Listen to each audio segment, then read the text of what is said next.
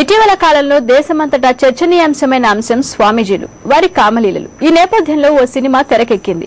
ఆ చిత్రమే ఒసే మల్లమ్మ. స్వామి నిత్యానంద సీడీలు నిజమైనవేనని తేలిన రోజునే ఈ సినిమా తెలుగు ప్రేక్షకుల ముందుకొచ్చింది.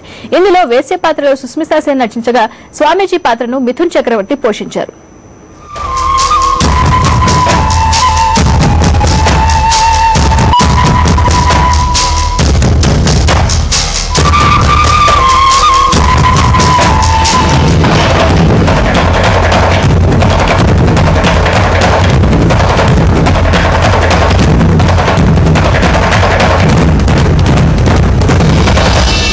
ఓ గ్రామంలో ప్రజలకు న్యాయ నిర్ణేతగా ఉండే స్వామీజీ తన అధీనంలో ఉన్న ఓ అమ్మాయి ప్రేమను సహించలేక ఆమె ప్రేమికుణ్ణి చంపిస్తాడు.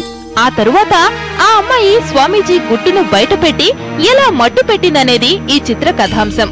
ఈ చిత్రానికి కథను భూపేన్ హజారికా అందించగా శ్రీవాత్సవ సంగీతం సమకూర్చారు. ఆశీర్వాద్ ఎంటర్ప్రైజెస్ ఆధ్వర్యంలో పిరమిడ్ ఫిల్మ్ ఫ్యాక్టరీ సంస్థ ఈ చిత్రాన్ని విడుదల చేసింది. పాప పుణ్యాల గురించి మాట్లాడే అర్హత నీ వంటి స్త్రీలకు లేదు. అది మా వంటి మహాపురుషులకే పరిమితము. వేశ్యలు వాటి గురించి మాట్లాడకూడదు. స్వామీజీ ఇలా తప్పుడు మాటలు మాట్లాడారు. నోరు వెళ్ళే లంచ తెలియక మాట్లాడారు. నేను క్షమించండి. ద్రౌపదికి నీకు ఏమిటే తేడా? తనకి 5 భర్తలు, నీకు మగవాళ్ళందరూ భర్తనే. ఇది వివాదించే సమయం కాదు. నా విరహాన్ని తీర్చాల్సిన సమయం. అందుకని మాట్లాడకుండా నేను చెప్పినట్టు విను.